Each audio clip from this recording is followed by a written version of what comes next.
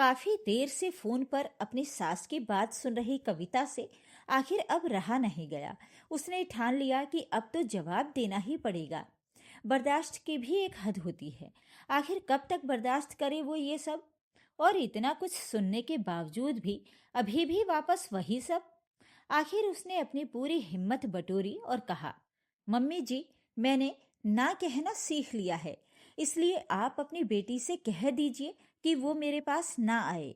वो आपके पास आकर अपनी सेवा करवा ले या अपने ससुराल में ही अपनी डिलीवरी करवा ले। मुझसे दीदी का कुछ नहीं होगा, कहकर कविता ने फोन काट दिया। कविता से इस जवाब की उम्मीद उसकी सास रंजना जी को बिल्कुल भी नहीं थी, इसलिए ये सुनकर वो गुस्सा हो गईं। आखिर ऐसे कैसे उनकी बहू ने उनकी बेटी की डिलीवरी के लिए मना कर दिया। गुस्से में तमतमाते हुए उन्होंने उसी समय अपने बेटे वीरेश को फोन मिलाया और उसके फोन उठाते ही फोन पर ही उसकी पत्नी के खिलाफ जी भरकर उसे सुनाया। जब वीरेश को पता चला कि कविता ने उसकी बहन को डिलीवरी के लिए यहाँ शहर में आने से इनकार कर दिया है, तो वो भी गुस्से से आग बबूला हो गया। अब फोन पर कविता से क्या बात करता, इसलिए छुट्टी होने का इंतजार करने लगा। और जैसे ही शाम को छुट्टी हुई, ऑफिस से सीधा तमतमाता हुआ अपने घर पहुंचा। कविता ने दरवाजा खोला ही था कि वीरेश ने दरवाजे पर ही बोलना शुरू कर दिया। तुमने ऐसे कैसे पारुल दीदी को यहाँ आने से इनकार कर दिया? उनके भाई का घर है, वो जब चाहे जैसे चाहे यहाँ आएंगी, तो मना करने वाली कौन होती हो? अरे उनका डिलीवरी का टाइम नजदीक है और हम लोग शहर में रहते हैं। गांव में उन्हें क्या सुविधा मिल पाएगी? कम से कम इंसानियत के नाते ही हाँ कर देती। लेकिन नहीं, तुम्हें तो काम करने में ही जोर आता है। सही कहा मेरी मम्मी ने, कोई भाभी अपनी ननद के बारे में नहीं सोचती। बोल लिया, जी भर गया हो तो पहले घर में आ जाओ। दरवाजे पर खड़े होकर के ही सुनाए जा रहे हो। सुनाना मुझे चाहते हो या आपके पड़ोसियों को भी? कविता ने शांतिपूर्वक जवाब दिया और अंदर की तरफ मुड़ गई। उसे यूं अंदर जाते देखकर वीरेश और ज्यादा चिढ़ गया और अंदर आते हुए बोला, मैं तुमसे बात कर रहा हूं, किसी और से नहीं।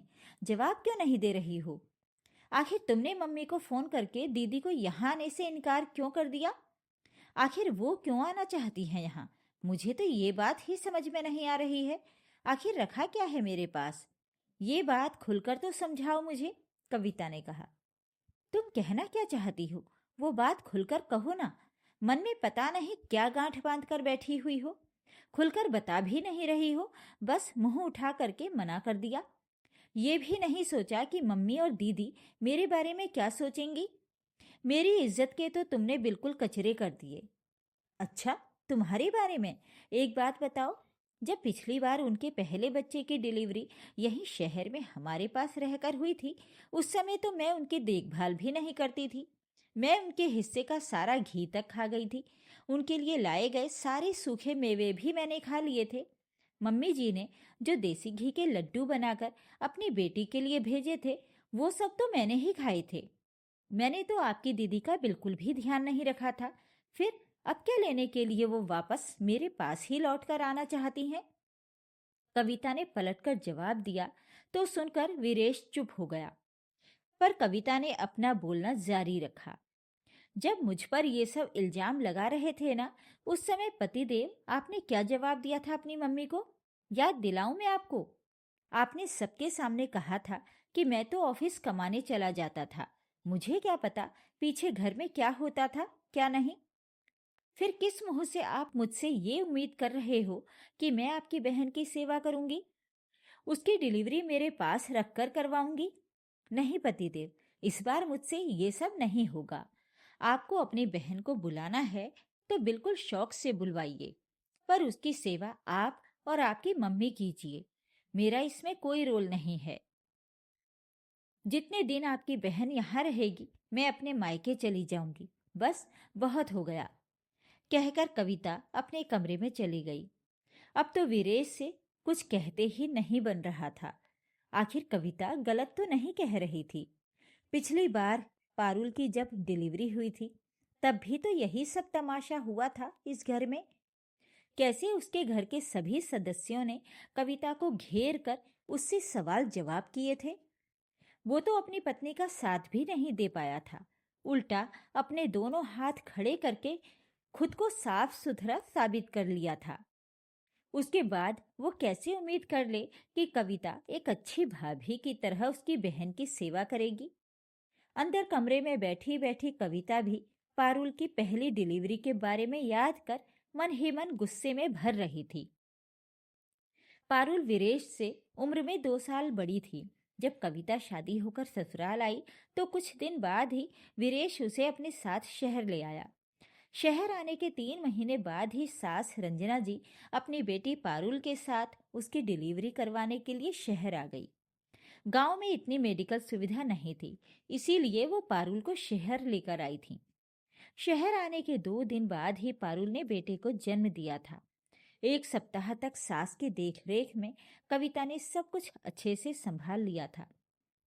पर क्योंकि रंजना जी ने गांव में गाय भैंस पाल रखी थी और ससुर जी को उनकी देखभाल में दिक्कत हो रही थी, इसलिए अपनी बहू कविता को सब कुछ समझाकर वो वापस गांव चली गई। इस दौरान उसने पारुल के लिए मालिश वाली भी लगवा दी, जो आकर पारुल की मालिश भी कर जाती थी। साथ ही साथ बच्चे की मालिश कर उसे नहला धुला कर तैयार भी कर जाती थी। बाकी खाने पीने का सारा बंदोबस्त कविता ही करती थी। इस दौरान पारुल के लिए सूखे मेवे, देसी घी रंजना जी घर पर ही छोड़कर गई थी और कविता को समझा गई थी कि कैसे उन्हें पारुल को देना है। साथ ही साथ देसी घी के लड्डू भी उन्होंने गांव जाकर बनवा करके शहर भिजवा दिए थे। कविता ने अपनी सास के अनुसार जैसा उन्होंने समझाया था वैसे वैसे वो सारी चीजें अपनी ननद पारुल को दी थी और जितना वो कर सकती थी उसके अनुसार उसने बहुत अच्छे से उनकी देखभाल की थी। रात को भी पारुल के पास कविता ही सोती थी और पारुल को तो वो सिर्फ बच्चे को दूध पिलाने के लिए उठाती थी, जबकि बच्चे के गीले कपड़े बदलने के लिए भी वो खुद ही उठती थी। लेकिन 1.25 महीने के बाद जब वीरेश और कविता पारुल को छोड़ने गांव गए, तब पारुल ने रंजना जी से बेवजह की शिकायत करते हुए कहा, मम्मी आपने तो मेरी डिलीवरी में कमी ही रख दी। मुझे ना तो कोई ढंग का घी मिला और ना ही सूखे मेवे। अपनी ही बेटी की डिलीवरी में इतनी कंजूसी करके आ गई आप। बेटा कैसी बातें कर रही हो? 8 किलो घी तो मैं अपनी तरफ से रख कर आई थी और 7 किलो देसी घी तेरे ससुराल वालों की तरफ से आया था। इसके अलावा दोनों जगह से सूखे मेवे भी थे। यहाँ से देसी घी के लड्डू बनवाकर भी भिजवाए थे। फिर तुम कैसे कह सकती हो कि तुम्हारे खाने पीने में हमने कोई कमी रखी है? रंजना जी ने कहा। अच्छा, पर मुझे तो नहीं मिला ये सब। कहीं तुम्हारी बहू ही तो नहीं खा गई ये सब? भाभी ने तो मेरी कोई खास देखभाल भी नहीं की, काम भी काम वाली कर कर जाती थी। भाभी को तो सिर्फ खाने पीने का ध्यान रखना था, वो भी उन्होंने ढंग से नहीं किया। मैं तो सचमुच में खाने पीने के लिए तरस गई। क्या फायदा हुआ मायके आकर डिलीवरी कराने का? ये कहकर पारुल तो अपनी ससुराल चलती बनी, लेकिन पीछे से रंजना जी और ससुर जी ने वीरेश और कविता की अच्छी खासी क्लास ले डाली। बहू, क्या ध्यान रखा तुमने हमारी बेटी का? अपने ही डिलीवरी में वो खाने पीने को तरस गई। इतना कुछ सामान रख कर आए थे हम वहाँ, जच्चा को खिलाने की जगह खुद खा लिया क्या उसे तुमने? कविता अपनी सफाई देती रही, लेकिन बावजूद उसके दोनों ने कुछ भी सुनने का नाम नहीं लिया। जब रंजना जी ने वीरेश से पूछा तो वीरेश ने तो अपने हाथ खड़े करते हुए कहा, मैं तो कमाने ऑफिस चला जाता था, मुझे क्या पता पीछे क्या होता था क्या नहीं। और वैसे भी औरतों वाली बातें मुझे समझ में नहीं आती। ये सुनकर तो कविता को बहुत गुस्सा आया था। उसके बाद ससुराल वाले उससे काफी दिन तक नाराज रहे और तो और जगह जगह रिश्तेदारी में कविता की खूब बदनामी हुई थी। जहां भी सास और बेटी मिलती थी, बस इसी बात का मुद्दा बन जाता था कि कैसे बहू ने उनकी बेटी के हिस्से का घी खा लिया। इसीलिए कविता ने इस बार साफ साफ मना कर दिया। एक तो एक पैर पर खड़े होकर उनकी सेवा करो, ऊपर से 10 बातें और सुनो। इससे बेहतर है कि सेवा के लिए ही मना कर दो। आखिर रंजना जी ने पारुल को शहर भेजने की जगह अपने पास गांव में ही बुला लिया और वहीं गांव में उसकी डिलीवरी करवाई। लेकिन जो सुविधा शहर में थी वो गांव में कहाँ। अब मम्मी गाय भैंस संभाले, घर का काम संभालें, उसके बेटे को संभालें या उसके नवजात बच्चे और उसे।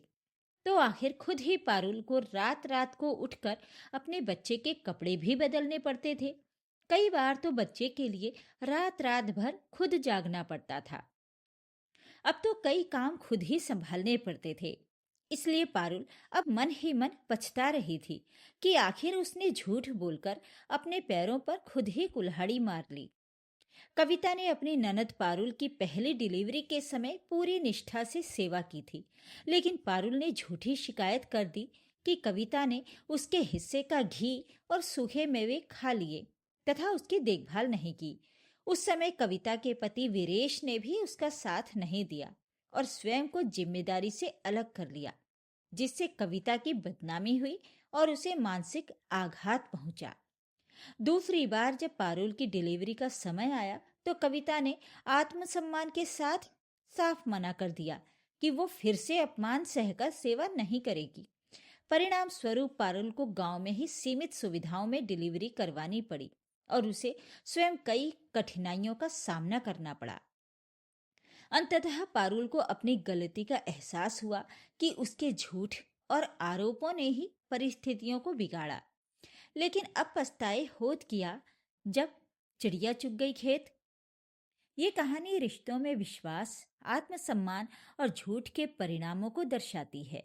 कहानी ये संदेश देती है कि झूठे आरोप और अविश्वास रिश्तों को तोड़ देते हैं, जबकि आत्मसम्मान बनाए रखना आवश्यक है।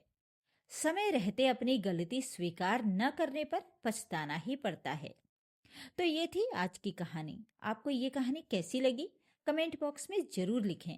वीडियो को लाइक और शेयर जरूर करें और मेरे चैनल को सब्सक्राइब भी जरूर कर लीजिएगा। धन्यवाद।